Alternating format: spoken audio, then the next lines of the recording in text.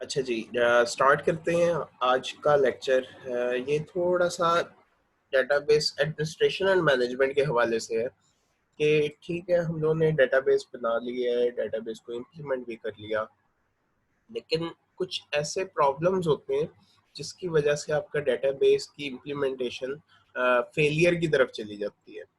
वो फेलियर क्या है, कैसे हो सकता है? समटाइम्स आपने डेटाबेस की इम्प्लीमेंटेशन के बाद जो स्टोरेज है उसका ख्याल नहीं रखा। हो सकता है कुछ हार्डवेयर फेलियर आ गया हो सकता है कोई और अनअवॉइडेबल सर्कमस्टांसेस हो जिसकी वजह से आपका डाटा जो है वो ज़ाया होने के चांसेस हैं। आपकी हार्ड ड्राइव खराब हो गई है, या आपके जो डाटा सेंटर है उसके अंदर आपने कोई बैकअप वगैरह नहीं रखा हुआ था, और आप कुछ डाटा मूव या माइग्रेट करवा रहे थे, ना आपके पास सोर्स पे डाटा पड़ा हुआ है ना डेस्टिनेशन पे डाटा पड़ा, कुछ एरर अकर हो गए। यहाँ पे बहुत सारे प्रॉब्लम्स होने के बहुत सारे चांसेस होते हैं। क्या किया जाता है कि डेटाबेस की मैनेजमेंट के लिए, देखिए किसी भी चीज़ में जब भी आप डेटाबेस बना रहे हैं, किसी भी ऑर्गेनाइजेशन के लिए उसकी जो एप्लीकेशन है वो इतनी इम्पोर्टेंट नहीं है जितना उसका डेटा इम्पोर्टेंट होगा। फॉर एग्जांपल, अगर आपके पास कस्टमर्स का टेबल था डेटाबेस में, कस्टमर्स और उनके जो ट्रांजैक्शंस हैं उनका डाटा मौजूद है, और उनका लेन देन का हिसाब किताब जो है, एम्प्लॉयज़ की सैलरीज, किसको कितनी सैलरीज दी हैं या किसको कितनी सैलरीज देनी है, ये सारा जो है किसी भी ऑर्गेनाइजेशन का डाटा आपकी डेटाबेस में मौजूद है, और सडनली आपकी डेटाबेस जो है वो खराब हो जाती है, या उसका डाटा जो है वो वाइप हो जाता है, वो हैक हो जाती है, कोई भी प्रॉब्लम हो सकता है। तो अब यहाँ पे ये बहुत बड़ा मसला हो जाएगा ऑर्गेनाइजेशन के लिए। जब तक उसके पास कोई डाटा नहीं होगा तो वो बिल्कुल ही पैरालाइज होके रह जाएगी। उसको नहीं पता चल सकेगा कि कितने पैसे लेने हैं, कितने पैसे देने हैं, हमारे पास कितने कस्टमर थे, प्रोडक्ट्स का डाटा नहीं रहा, सब कुछ खत्म हो गया। बहुत क्रिटिकल है किसी भी ऑर्गेनाइजेशन के लिए उस ऑर्गेनाइजेशन का डाटा। आप अगर बात करते हैं जी अकाउंट रिसीवेबल या पेएबल्स, जैसे हम लोग अकाउंटिंग में बात कर रहे होते हैं, पैसे किसके देने हैं, कितने पैसे देने हैं और कितने पैसे रिसीव करने हैं। अगर ये डाटा हमारी डेटाबेस में पहले था और अब डाटा जो है वो किसी वजह से डिलीट हो गया, तो प्रॉब्लम होगी हमारे लिए। तो ये है कि कुछ भी हमारे पास नहीं मौजूद होगा, और ये बहुत बड़ा जो है वो हार्ड आ जाएगा ऑर्गेनाइजेशन की वर्किंग के अंदर। तो क्या किया जाता है, डेटाबेस के जो है वो बैकअप्स लिए जाते हैं ताकि आप फ्यूचर में उसको रिस्टोर कर सकें, या समटाइम्स ऐसे भी किया जाता है कुछ गलती से गलत ट्रांजैक्शंस जो हैं वो अकर हो गई हैं, डाटा गलती से अपडेट हो गया है या डिलीट हो गया है, कुछ भी हो गया है, तो आप वन स्टेप बैक मूव कर सकते हैं अगर आपके पास बैकअप्स अवेलेबल होंगे। बैकअप जनाब कैसे लिया जाता है? लास्ट पॉइंट से अगर हम लोग स्टार्ट करें बहुत ज़्यादा आसान हो जाएगा। हमारे पास रिकवरी मैनेजर्स अवेलेबल हैं हर डेटाबेस के, कि आप बैकअप्स जो हैं वो उठा सकते हैं अपनी डेटाबेस का। बेशक सिर्फ डेटाबेस का स्ट्रक्चर आपको चाहिए, हो सकता है डेटाबेस का सिर्फ डाटा आपको चाहिए हो, या स्ट्रक्चर और डाटा मतलब कि मेटा डाटा और जो रिकॉर्ड्स हैं तमाम पूरे की पूरी डेटाबेस का बैकअप आपको चाहिए, तो रिकवरी मैनेजर्स हर डेटाबेस मैनेजमेंट सिस्टम के अवेलेबल होते हैं जो कि बैकअप और रिस्टोर के काम आते हैं। अब क्या है कि बैकअप किस टाइप के हो सकते हैं, कुछ टाइप्स डिस्कस की जा रही हैं यहाँ पे बैकअप की फैसिलिटीज के अंदर। अगर हम लोग देखें तो आप या तो छोटे बैकअप्स ले सकते हैं, मतलब कि आप डेली बैकअप्स ले लें, ठीक है। हो सकता है कि आप पूरे के पूरे सिस्टम के पूरी की पूरी इमेज जो है वो बैकअप लिया करें। अब देखें छोटे बैकअप से क्या मुराद है। लेट्स से कि हम लोग ने डेटाबेस जो है वो इस मंथ की फर्स्ट डेट को जो है वो डिप्लॉय की है। डे वन का बैकअप एक डेटाबेस के बैकअप के अंदर स्टोर हो जाएगा। फिर डे टू में जितना काम हुआ होगा, दूसरे दिन का काम हुआ होगा, उसमें यकम तारीख का नहीं होगा, उसमें 2 तारीख का डाटा मौजूद होगा। ऐसे ही 3 तारीख का अलहदा से बैकअप लिया जाए, 4 तारीख का अलहदा से बैकअप लिया जाए, 5 तारीख का अलहदा से बैकअप लिया जाए। डेली बेसिस पे भी आप डाटा बेस का बैकअप ले सकते हैं, मंथली बेसिस पे भी ले सकते हैं, ये आपकी मर्जी है। जो भी टाइम यूनिट आपने डिफाइन किया होगा उसके मुताबिक आप बैकअप जो है वो मैनुअली भी ले सकते हैं और ऑटोमेटिकली भी ले सकते हैं। अब क्या होता है कि इंक्रीमेंटल बैकअप उनको कहा जाता है। आपने नोट किया होगा कि व्हाट्सएप का रात को तकरीबन डिफॉल्ट टाइम जो है वो 2 बजे व्हाट्सएप का एक बैकअप जो है वो क्रिएट होना स्टार्ट हो जाता है, जो कि आपकी गूगल ड्राइव पे अपलोड होता है। वो क्या है एक्चुअली, वो इंक्रीमेंटल बैकअप्स है।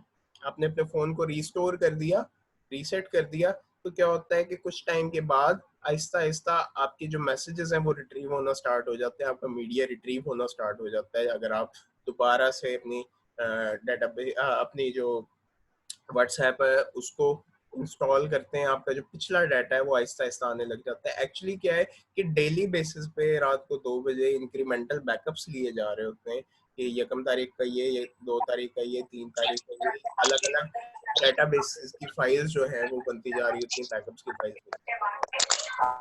Okay, next thing is full backup. अब फुल बैकअप क्या होता है कि बजाय इसके कि आप इंक्रीमेंटल बैकअप ले, वन बाय वन बैकअप्स का इस्तेमाल करें, आप ऐसे भी कर सकते हैं कि आप ऐसे भी कर सकते हैं कि पूरी पूरी इमेज जो है वो ली जाए, बजाय इसके कि एक एक दिन का या एक एक महीने का या एक एक वीक का इंक्रीमेंटल बैकअप ले। आप फुल बैकअप्स ले सकते हैं, सारे का सारा डाटा जो है वो एट अ टाइम आपके बैकअप के अंदर स्टोर हो जाएगा और उसको बाद में आप रिकवर भी कर सकते हैं। यानी कि पहले शुरू दिन से लेके आज तक का डाटा मुझे चाहिए तो मैं एक फुल बैकअप लूंगा। अगर कल मैं डेटाबेस का बैकअप लेना चाह रहा हूँ तो शुरू दिन से लेके कल तक की डेट का बैकअप जो है वो फुल बैकअप करना है। अच्छा जनाब, ये बैकअप्स जो हैं ये बेसिकली 2 टाइप्स के होते हैं। इनको ये जैसे बूट की बात होती थी ना, हॉट बूट और कोल्ड बूट, इन दोनों में डिफरेंस क्या होता है एग्जैक्टली यहाँ पे भी वही चीज़ है कि आप अपने डेटाबेस के 2 टाइप्स के बैकअप्स ले सकते हैं। या तो वो हॉट बैकअप होगा या वो कोल्ड बैकअप होगा। अब hot and cold backup means कि आप अगर सिस्टम को रनिंग कंडीशन में देखते हैं, बैकअप लेना चाह रहे हैं जब सिस्टम चल रहा है, डेटाबेस ऑन है, उसमें ऑनगोइंग कुछ प्रोसेसेस चल रहे हैं या नहीं चल रहे, तो एक्चुअली क्या है कि जब भी सिस्टम वर्किंग स्टेट में होगा, ऑन होगा, पावर्ड ऑन होगा, उस वक्त जो बैकअप आप ले सकेंगे उसको हॉट बैकअप कहा जाता है।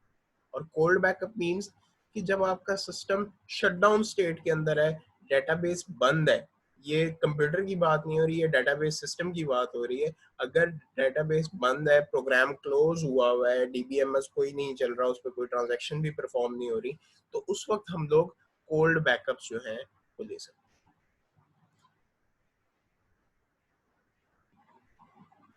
फाइन। सो हॉट बैकअप और कोल्ड बैकअप में डिफरेंस समझ आ गया। हॉट बैकअप वो है जब सिस्टम रनिंग कंडीशन में, उस वक्त आप ले सकते हैं। और कोल्ड बैकअप जब सिस्टम जो है वो क्लोज कंडीशन में है, या वो पावर्ड ऑफ है, या वो सिस्टम जो है वो टर्न ऑफ हुआ हुआ है, उस वक्त आप ले सकते हैं कोल्ड बैकअप। अब हॉट बैकअप कब कब ले सकते हैं या कोल्ड बैकअप कब कब ले सकते हैं, इसको हम लोग डिस्कस कर लेते हैं। देखिए जी, जब भी कोई चीज, कोई फाइल अगर रनिंग कंडीशन में होती है, सिस्टम ऑन है, डेटाबेस सिस्टम जो है वो चल रहा है, उसमें ट्रांजैक्शंस परफॉर्म हो रही हैं, तो कुछ चीजें जो हैं वो सिस्टम के इन यूज होती हैं, और हमें पता है कि जो फाइल्स इन यूज होंगी सिस्टम में वो कहीं पे भी कॉपी पेस्ट नहीं हो सकती, वो कहीं पे भी मूव नहीं हो सकती। सो कोल्ड हॉट बैकअप जो है वो आपको लिमिटेड फैसिलिटीज देता है कि लिमिटेड चीजें जो है वो आप कॉपी कर सकते हैं जो इन यूज ना हो। अगर आप फुल बैकअप लेना चाह रहे हैं तो आपको कोल्ड बैकअप लेना पड़ेगा, पूरे के पूरा सिस्टम का बैकअप लेना है, उसमें तमाम टेबल स्पेसेस भी मौजूद होंगी, तमाम डाटा फाइल्स भी मौजूद होंगी, पूरे के पूरे डेटाबेस का स्ट्रक्चर भी मौजूद होगा। सो ये हॉट एंड कोल्ड बैकअप में डिफरेंस है। अच्छा, next thing is journalising facilities. आप जर्नलाइज कर सकते हैं, जैसे अकाउंटिंग के अंदर हम लोग एक जर्नल बनाते हैं हर ट्रांजैक्शन का, डेट वाइज रिकॉर्ड होता है या टाइम के हिसाब से हम लोग रिकॉर्ड रख रहे होते हैं, वैसे यहाँ पे भी लॉग्स मेंटेन किए जा रहे होते हैं। लॉग्स जो हैं वो क्या होते हैं, क्रोनोलॉजिकल पैटर्न के अंदर आप डेट वाइज या टाइम वाइज जो भी ट्रांजैक्शन या एक्शंस परफॉर्म हो रहे होते हैं उनको मेंटेन किया जा रहा होता है। लॉग की अगर एग्जांपल लें, हमें पता है कि हमारे मोबाइल फोन्स के अंदर एक कॉल लॉग अवेलेबल होता है कि कब किस टाइम किस डेट पे हम लोगों ने किस नंबर पे कॉल की या किस नंबर से कॉल रिसीव हुई या मिस्ड कॉल क्या आई, तो वो कॉल लॉग्स उसको कहा जा रहा होता है। यहाँ पे भी लॉग उसी टर्म में उसी चीज को ही बताया जा रहा है कि हम ट्रांजैक्शंस के भी लॉग्स जो है वो मेंटेन कर सकते हैं कि कब डेटाबेस में कितने बज के कितने मिनट कितने सेकंड पे किस यूजर ने क्या ट्रांजैक्शन स्टार्ट की और वो ट्रांजैक्शन एग्जीक्यूट हुई या नहीं हुई, कोई प्रॉब्लम तो नहीं आया वगैरह वगैरह। तो आप ट्रांजैक्शंस के लॉग्स जो हैं वो अलग से रख सकते हैं, जैसे हम लोग अपने बैंक स्टेटमेंट से निकालते हैं कि हमारे अकाउंट पे कब पैसे आए कब पैसे गए वगैरह वगैरह, ये ट्रांजैक्शन के लॉग्स हैं। सिमिलरली हमारे पास डेटाबेस चेंज लॉग्स भी होते हैं कि डेटाबेस में कब कब चेंजेस हुई, डेट वाइज उनके लॉग्स जो है वो मेंटेन हो रहे होते हैं।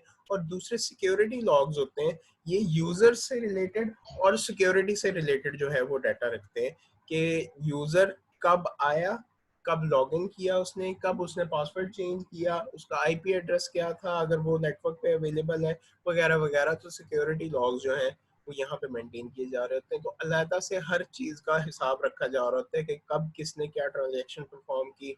ये ऑडिट के लिए ज्यादातर इस्तेमाल होते हैं ताकि पता हो कि मैक्सिमम रिसोर्सेज आपकी कहाँ पे इस्तेमाल हो रहे हैं और कब किसने क्या क्या काम किया। क्योंकि अगर हम लोग देखें कि हम डेटाबेस के अंदर इंसर्ट अपडेट डिलीट की जो भी क्वेरीज लगाते हैं वो एक दफा एग्जीक्यूट होती है और एग्जीक्यूशन के बाद वो खत्म हो जाती है, हम लोग उसकी हिस्ट्री नहीं देख सकते कब किसने क्या काम किया।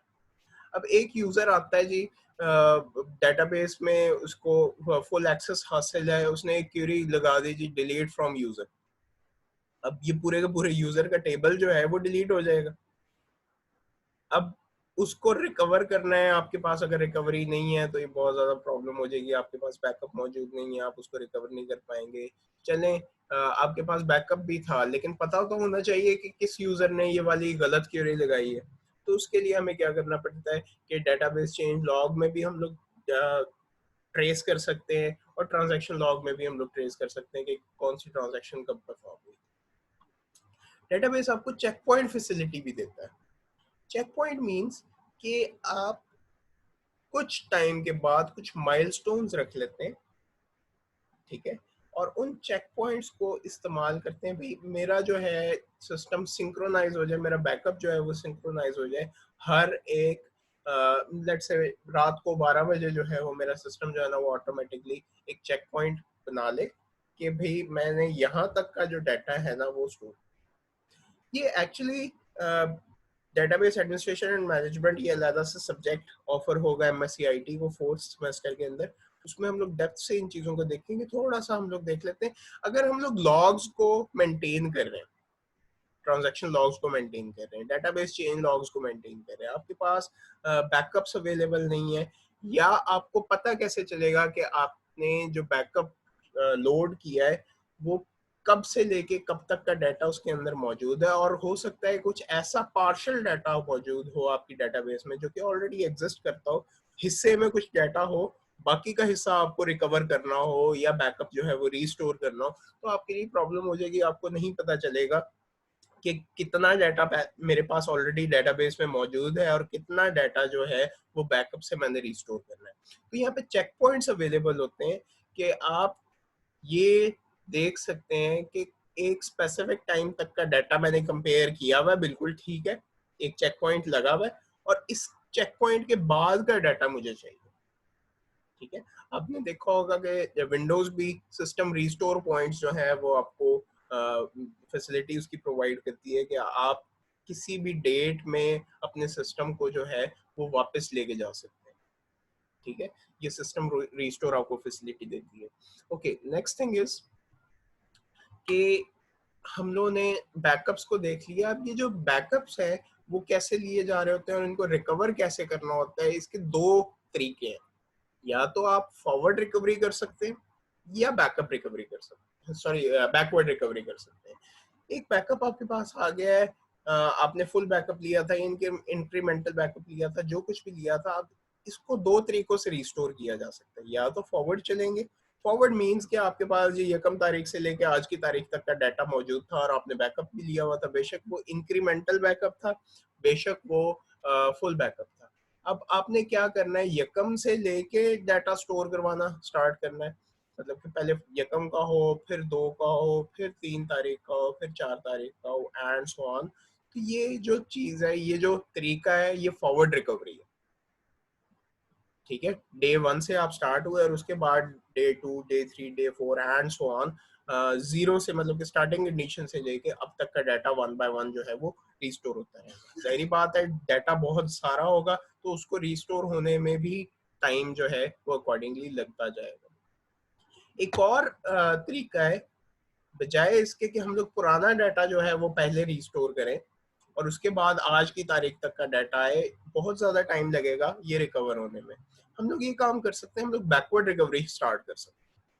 बैकवर्ड रिकवरी मीन्स कि आप आज की तारीख से या लास्ट बैकअप जब आपने लिया था, आप उल्टा बैकअप स्टार्ट कर देते हैं, उसकी रिकवरी स्टार्ट कर देते हैं। यानी कि आज की तारीख का डाटा पहले लोड हो, उसके बाद कल का हो, ठीक है, गुजरे हुए कल का, उसके बाद परसों का हो। मतलब कि आप बैकवर्ड मूव करने लग जाते हैं। पहले जी आज जो तारीख है, आज है 29 है, तो आज पहले अगर आप बैकवर्ड रिकवरी करते हैं तो क्या हो कि 29 का डाटा पहले लोड हो जाए, उसके बाद 28 का डाटा लोड हो, फिर उसके बाद 27 का डाटा लोड हो, एंड सो ऑन। तो आप ये कर सकते हैं कि फॉरवर्ड या बैकअप, ये आपकी मर्जी है, बैकवर्ड रिकवरी करनी है तो भी की जा सकती है, फॉरवर्ड रिकवरी करनी है तब भी की जा सकती है। ज़्यादा फिजिबल जो है या ज़्यादा प्रैक्टिकल बैकवर्ड रिकवरी होती है, क्योंकि आपकी जो ट्रांजैक्शंस हैं वो रुकती नहीं है, आपको वेट नहीं करना पड़ता कि एक कंप्लीट बैकअप जो है वो मेरा रिस्टोर होगा और रिस्टोर होने के बाद मैं ट्रांजैक्शंस परफॉर्म करना स्टार्ट करूंगा।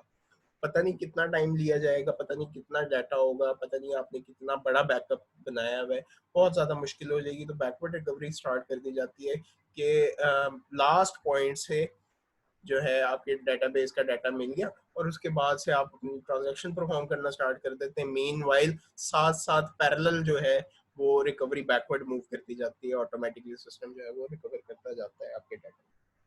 सो ये बैकवर्ड और फॉरवर्ड रिकवरी में डिफरेंस है। अच्छा जी, ये पहले भी हम लोग डिस्कस कर चुके हैं, दोबारा से डिस्कस कर लेते हैं कि ट्रांजैक्शन क्या होती हैं। हम लोग ने देखा था कि, चले इसको मैं अगर व्हाइट बोर्ड पे समझाऊं ज़्यादा आसान रहेगा।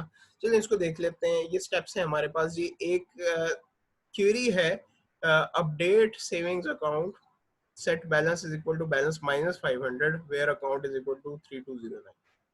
ये अकाउंट 3209 में हम लोगों ने एक ट्रांजैक्शन की है, हम लोगों ने एक बैलेंस जो है वो उसमें डिक्रीमेंट किया है, ठीक है, और टेबल का नाम है savings account. Okay, update checking account set balance is equal to balance plus 500 where account is equal to 3208। अब किसी और अकाउंट के अंदर जो है वो हम लोगों ने यहाँ पे इंक्रीमेंट कर दिया है, एक जगह से पैसे माइनस हुए हैं, दूसरे जगह से पैसे जो है वो प्लस हुए हैं। अब इंसर्ट इनटू जनरल वैल्यूज, अब जनरल में कुछ वैल्यूज डालनी है आपने, कोई भी वैल्यू हो सकती है, उसकी डिस्क्रिप्शन दी हुई है जी।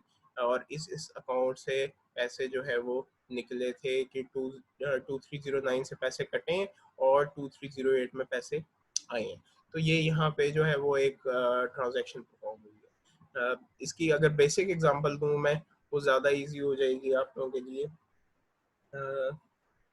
चलिए माइक्रोसॉफ्ट वर्ड खोल लेते हैं, उसमें आपको मैं आइडिया दे देता हूँ जी कि क्या करना है।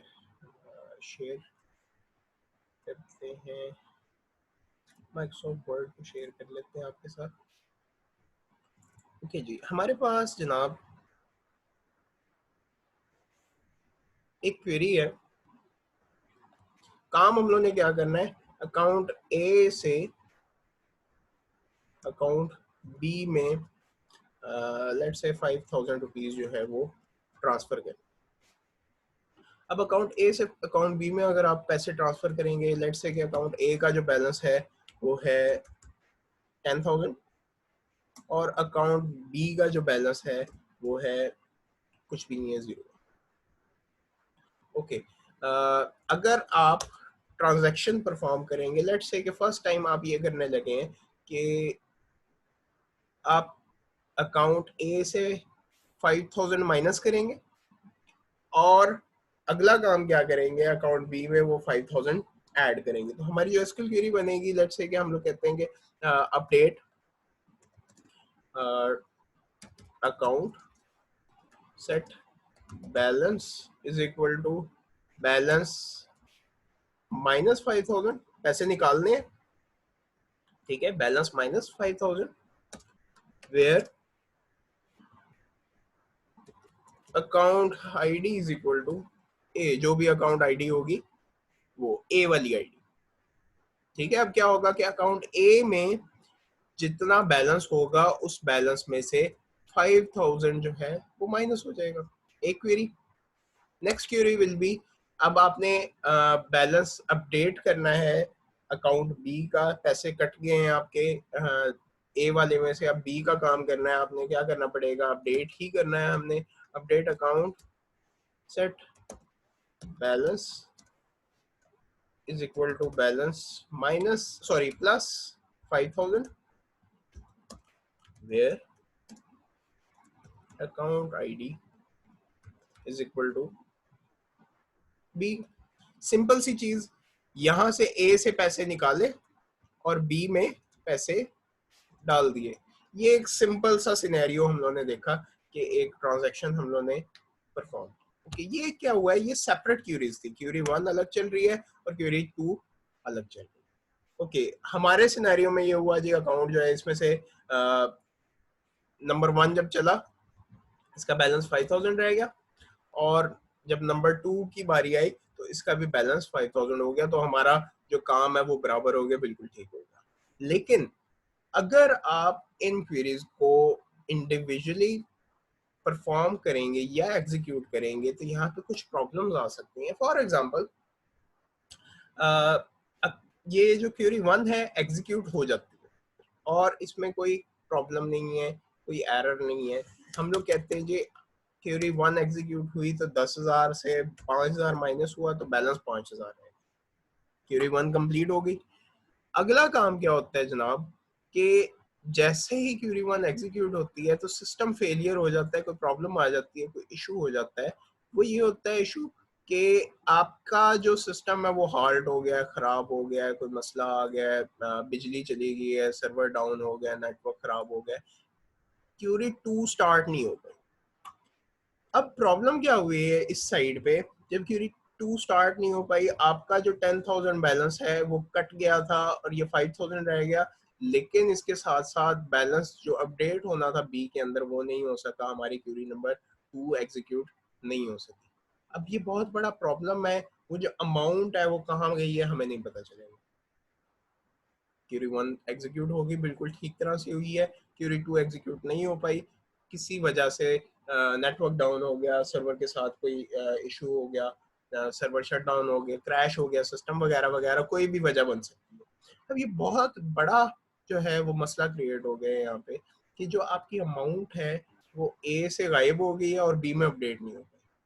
तो बजाय इसके कि हम लोग क्या करें कि सिर्फ और सिर्फ एक क्यूरी को सेपरेटली एग्जीक्यूट करें, दूसरी क्यूरी को सेपरेटली एग्जीक्यूट करें, हम लोग ये काम करते हैं कि इन दोनों क्यूरीज को एक बॉडी के अंदर रख लेते हैं जनाब। उस बॉडी को क्या कहा जाता है, उस बॉडी को ट्रांजैक्शन कहा जाता है। यानी कि जिस ट्रांजैक्शन में, अब मैं डेफिनेशन बताने लगा हूँ, ट्रांजैक्शन जो है वो क्या होती है, it is a set of queries, ठीक है, सेट ऑफ क्यूरीज हैं ये, डिफरेंट क्यूरीज होंगी, उनको जोड़ दिया जाएगा, मिला दिया जाएगा और वन बाय वन वो क्यूरीज जो है वो एग्जीक्यूट होना स्टार्ट हो जाएंगी। अब ट्रांजैक्शन का फायदा क्या होगा, अगर तमाम क्यूरीज प्रॉपरली एग्जीक्यूट हो जाती हैं तो अल्टीमेटली पूरी पूरी ट्रांजैक्शन जो है वो एग्जीक्यूट हो गई है और आपकी सिस्टम के अंदर चेंजेस एज इट इज हो जाएंगे। इन केस आपकी वो क्वेरी एग्जीक्यूट प्रॉपर नहीं हो पाती तो क्या किया जाता है, लेट्स से कि आपके सिस्टम में क्वेरी 1 एग्जीक्यूट हुई और क्वेरी 2 में सिस्टम फेलियर हो गया, कोई और प्रॉब्लम हो गया, वो जो 5,000 रुपए थे वो कट गए हैं और क्यूरी 2 एग्जीक्यूट नहीं हो पाई, तो पूरी की पूरी जो ट्रांजैक्शन है वो क्या होगी, वो एग्जीक्यूट नहीं होगी, आपका पूरे का पूरा सिस्टम जो है वो रोल बैक हो जाएगा, वापस चला जाएगा। क्लियर जी? ये काम होता है ट्रांजैक्शन का। यानी कि अगर हम लोग ट्रांजैक्शन की सेंस में इन चीजों को देखें तो आइए देखते हैं कि क्या काम हो रहा होता है, कैसे इसकी वर्किंग हो रही होती है। क्यूरी 1 एग्जीक्यूट हुई, अकाउंट बैलेंस 10,000 था, 10,000 से 5,000 माइनस हुआ तो आंसर आपका आ गया 5,000। ठीक है, क्यूरी 2 अपडेट हुई तो आपका जो बैलेंस है वो 5,000 हो गया। दैट्स इट, ये क्लियर हो गया हमें। अच्छा, नेक्स्ट थिंग इज कि अगर ट्रांजैक्शन की सेंस में हम लोग देखते हैं कि क्यूरी ए एग्जीक्यूट 1 एग्जीक्यूट हुई, ए का डाटा जो है वो अपडेट हुआ, लेकिन बी का डाटा अपडेट नहीं हो पाया, तो क्या होगा कि अगर ये ट्रांजैक्शन हम लोग बनाएंगे तो ट्रांजैक्शन में क्या होता है, इधर ट्रांजैक्शन इज कमिटेड, पूरी की पूरी कमिट होती है, या वो क्या होती है, वो रोल बैक होती है। तो यहाँ पे हमारा रोल बैक हो जाएगा, और रोल बैक में क्या होगा, आपका सिस्टम जो है वो पिछली स्टेट में ही चला जाएगा। क्यूरी 2 एग्जीक्यूट नहीं हो पाई किसी वजह से, कोई मसला नहीं है, आपका बैलेंस जो है वो एज इट इज रहेगा, और ये 5,000 से दोबारा से आपकी क्यूरी जो है वो रिवर्ट हो जाएगी, वापस चली जाएगी, और आपका असल बैलेंस वापस आ जाएगा। तो ये बैंक्स के अंदर भी काम हो रहा होता है। ट्रांजैक्शन जब परफॉर्म होती हैं बहुत सारी ऑर्गेनाइजेशन में, साइमल्टेनियसली आपने सेट ऑफ क्यूरीज लगानी है, और उनमें से किसी एक में भी कोई गलती होती है तो पूरी की पूरी क्यूरी जो है वो रोल बैक हो सकती है, हो जाती है, बल्कि ज्यादातर ट्रांजैक्शन पे काम किया जाता है। सो ट्रांजैक्शन जी क्लियर हो गया आप लोगों को, कोई इशू तो नहीं है?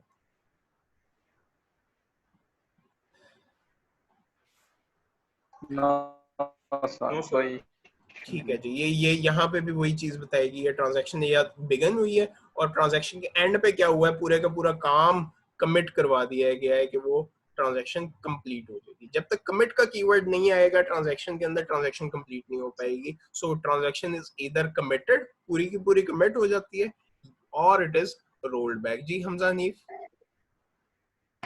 सर ये हर ट्रांजेक्शन की मैं अलग से वो लिखनी पड़ेगी कोडिंग, हर हाँ ट्रांजेक्शन अलग से क्यूरी होगी? बिल्कुल बिल्कुल ऐसे ही है। देखिए ना, हर ट्रांजैक्शन का अपना सिनेरियो हो सकता है। हो सकता है कि आप बैलेंस अपडेट कर रहे हो सकता है आप ये कर रहे हो कि बहुत सारे एम्प्लॉयज एट अ टाइम डाल रहे हो। ठीक है, यूजर्स का डाटा आप अब देखें, हम लोगों ने जो आईटी वर्चुअल कैंपस है, इस पे यूजर जो है वो बैच में डाले हैं, वन बाय वन उनकी एंट्री नहीं की, उन एंट्रीज को उठा के डाल दिया। अब क्या होगा कि इन केस किसी यूजर ने अपना ईमेल एड्रेस नहीं डाला हुआ या इनवैलिड है, अब बगैर ईमेल एड्रेस के कोई यूजर बन तो नहीं सकता। हम अगर उसको सेपरेटली एक अलग अलग ट्रांजैक्शन के सॉरी अलग अलग क्वेरी के तौर पे इस्तेमाल करते हैं कि हर यूजर का डाटा जो है वो सेपरेटली जाए, अब प्रॉब्लम ये होती है कि एज अ होल हम लोग एसक्यूएल के तौर पे उसको एग्जीक्यूट करवा देते, तो वो वाला यूजर जिसने अपना ईमेल एड्रेस नहीं दिया, जिसने अपना नेम या फर्स्ट नेम लास्ट नेम कुछ नहीं लिखा, रिक्वायर्ड फील्ड्स नहीं डाली हुई, तो प्रॉब्लम ये होती है कि उस पॉइंट पे आके उस यूजर की एंट्री जब होनी होती तो सिस्टम एरर दे देता। जहरी बात है कि मैंडेटरी फील्ड थी, तो अब सिस्टम एरर दे दिया, लेट्स से कि पहले 100 यूजर्स ऐड हो गए और बाकी के 200 यूजर ऐड नहीं हुए। गलती क्या होगी, अब दोबारा से हमें उस ट्रांजैक्शन उन तमाम क्यूरीज को एग्जीक्यूट करना पड़ेगा, हमारे यूजर्स की डुप्लीकेशन होना स्टार्ट हो जाएगी। तो क्या किया गया कि इन चीजों को ट्रांजैक्शन की फॉर्म में, ट्रांजैक्शन की बॉडी में रखा गया कि या तो पूरी की पूरी सारी सेट ऑफ क्यूरीज एग्जीक्यूट हो, अगर तमाम क्यूरीज एग्जीक्यूट हो जाती हैं तो वो पूरी की पूरी ट्रांजैक्शन जो है वो कमिट कहलाएगी, वो कमिट हो गया, वो काम हो गया आपका। अगर आपकी ट्रांजैक्शन कमिट नहीं हुई, कोई एरर आ गया उसके अंदर, जो पड़ी हुई क्यूरीज थी उसमें कोई मसला आ गया, तो पूरी की पूरी ट्रांजैक्शन ही रोल बैक हो जाएगी, बिल्कुल नए सिरे से आपको ट्रांजैक्शन परफॉर्म करनी पड़ेगी। ये फायदा होता है इसका, बजाय इसके कि डाटा डुप्लीकेशन हो या आपको ट्रेस करना पड़े कि कितना डाटा आपके पास आ गया, कितना नहीं आया, कौन कौन से अकाउंट का बैलेंस अपडेट हो गया है, किस किस का नहीं हुआ। ये बहुत बड़ी प्रॉब्लम क्रिएट हो जाती है। तो हम लोग क्या करते हैं, multiple transaction at a time आपने एग्जीक्यूट करवानी है, तो उसको एक ट्रांजैक्शन की बॉडी के अंदर रखते हैं, ट्रांजैक्शन बिगन होती है, और वो सेट ऑफ क्यूरीज चलती जाती हैं। अगर किसी में एरर नहीं आता तो वो ट्रांजैक्शन कमिट हो जाती है, अगर किसी में एरर, इनमें से किसी एक में भी एरर आ गया, तो बाकी की सारी जो क्वेरीज हैं जो उस ट्रांजैक्शन का हिस्सा है वो तमाम रोल बैक हो जाएंगी। ठीक है जी, अली हमजा क्लियर हुआ है? यस सर हो गया। फाइन। बस ये लास्ट स्लाइड है हमारा, 1 मिनट रह गया वैसे। चलें ट्रांजैक्शन तक ही आज का काम रखते हैं। बाकी इंशाल्लाह नेक्स्ट क्लास में हम लोग देखेंगे कि कैसे कैसे और आगे चलना है।